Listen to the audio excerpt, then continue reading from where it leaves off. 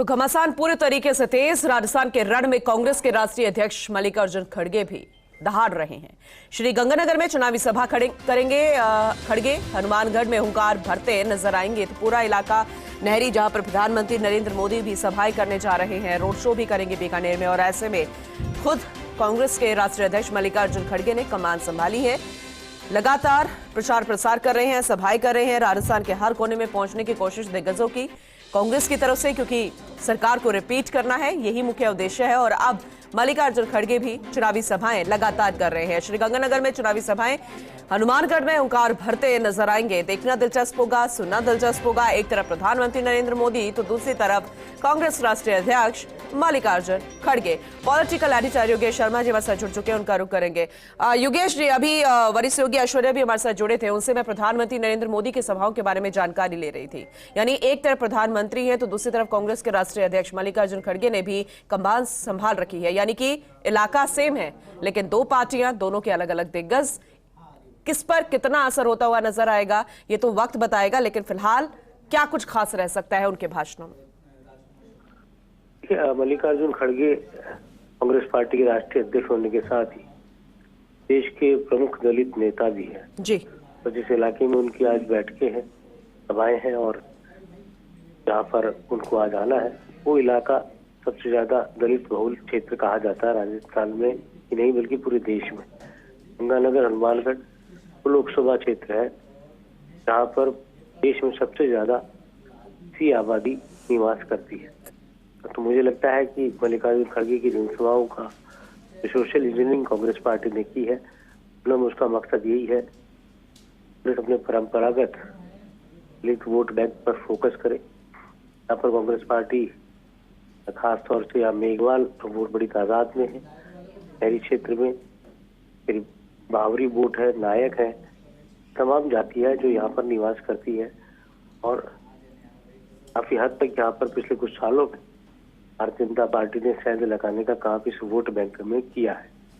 कोशिश ये रहेगी यहाँ पर मल्लिकार्जुन खड़गे की इस तरह से वो नहरी क्षेत्र में जनसभाओं के जरिए कांग्रेस पार्टी के परंपरागत वोट को कैसे फिर से कांग्रेस पार्टी की और मूव कर सके, कैसे उसको जोड़ सके।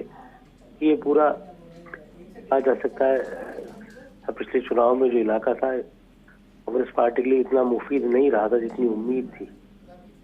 और भी यहाँ पर कुछ जगहों पर एंगुलर इलेक्शन है, कुछ जगहों पर कांग्रेस और बीजेपी के बीच सीधा मुकाबला है और कुछ जगहों पर तीसरा मोर्चा नाम से भी कैंडिडेट्स खड़े हैं, चाहे वो संगरिया हो, चाहे साधु शहर हो, चाहे वो करणपुर में चुनाव हो नहीं रहा गुरमीत सिंह कुंदर के निधन के साथ। लेकिन कुछ जगह सीधा मुकाबला है, जैसे हनुमानगढ़ में सीधा मुकाबला कहा जा सकता है जी। सूरतगढ़ में भी सीधा मुकाबला कहा जा सकता है कांग्रेस और बीजेपी के बीच। इसी तरह सूरतगढ़ की तो आप खुद ही वहीं की निवासी है। इसी तरह और भी क्षेत्र का जो मौसम विज्ञान है राजनीतिक तौर पर पूरे राजस्थान से डिफरेंट है। यहाँ पर किसान पॉलिटिक्स होती है जी। नहर के पानी की राजनीति होती है। यहाँ पर कॉमरेड्स भी प्रभावी रहते हैं, चाहे पीली बंगा की सीट हो, चाहे अनूपगढ़ की सीट हो। ये वो इलाके हैं जहाँ पर संगरिया हो, जहाँ पर कॉमरेड्स या सीपीआईएम, सीपीएम जैसी पार्टियां यहाँ पर प्रभावशाली रही है। चुनाव भी उन्होंने जीते हैं। अनूपगढ़ में भी सीपीएम ने पहले विधायक चुने गए। ऐसे में ये कहा जा सकता है कि और कुछ जगहों पर चाहे श्रीगंगानगर हो, जहाँ पर चौकोनी और त्रिकोणीय मुकाबले हमने पहले भी कई बार देखे हैं। आरएलपी ने भी यहाँ उम्मीदवार उतारे हैं, बहुजन समाज पार्टी ने भी यहाँ उम्मीदवार उतारे हैं, आम आदमी पार्टी ने भी यहाँ उम्मीदवार उतारे। तो एक तरह से कहा जाए तो थर्ड फ्रंट भी यहाँ पर नजर आता है। लेकिन ये जरूरी है यहाँ पर कि कांग्रेस पार्टी को एक तरह से कहा जाए तो आम आदमी पार्टी से इतनी परेशानी नहीं है जितनी आरएलपी और फ्रंट और खास तौर से बागियों से है। और विष्णोई, पृथ्वी पाल सिंह संधू और भी कई नेता हैं जो यहाँ पर बागी होकर कांग्रेस के लिए यहाँ पर चुनौती बने हुए हैं, चाहे वो परम नवदीप सिंह हो। तो एक कोशिश ये रहेगी मल्लिकार्जुन खड़गे की परंपरागत वोट बैंक को तो साधा जाए, साथ ही देश के कार्यकर्ताओं में एक जोश बढ़ने का काम। थोड़ी नाराजगी यहाँ पर जनता को पानी को लेकर भी हो सकती है, क्योंकि ऐसा नहीं है कि अशोक गहलोत की तरफ से कोशिश नहीं की गई, लेकिन जो वादा था वो पूरा नहीं हुआ, पानी अभी तक पहुंचा ही नहीं था जितना पहुंचना चाहिए था। पूनम, सबसे बड़ी यहाँ समस्या यही है कि पंजाब से जो पानी आता है यहाँ पर वो दूषित पानी आता है जी। और इस बात को लेकर कई बार सवाल खड़े हो चुके। पंजाब और राजस्थान के बीच में कई दौर की वार्ताएं हो चुकी और उस पानी से यहाँ पर बीमारियां पनप रही। आपको ध्यान ही होगा कि गंगानगर से एक कैंसर ट्रेन चलती है जयपुर की तरफ और बहुत बड़ी संख्या में कैंसर के मरीज यहाँ पर पनपे हैं।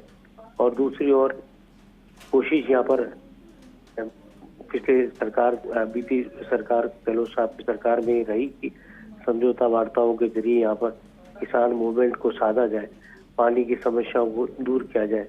और नहरी क्षेत्र में ये पानी का मुद्दा आज से नहीं है, बरसों पुराना है। घरसाना कांड का नाम हमने सुना ही होगा, किस तरह से आंदोलन हुआ था यहाँ पर। और इसीलिए यहाँ पर किसान राजनीति हावी रही है और किसान राजनीति ही यहाँ की सबसे बड़ी पहचान है इस पूरे बेल्ट की, क्योंकि ये पूरा किसान और किसान के साथ ही उसकी उपज जो वो उगाता है उसका पूरा मूल्य उसको मिले। अगर वो एमएसपी के आधार पर पूरी तरह मूल्य नहीं मिलता तो यहाँ पर आंदोलन खड़ा हो जाता है।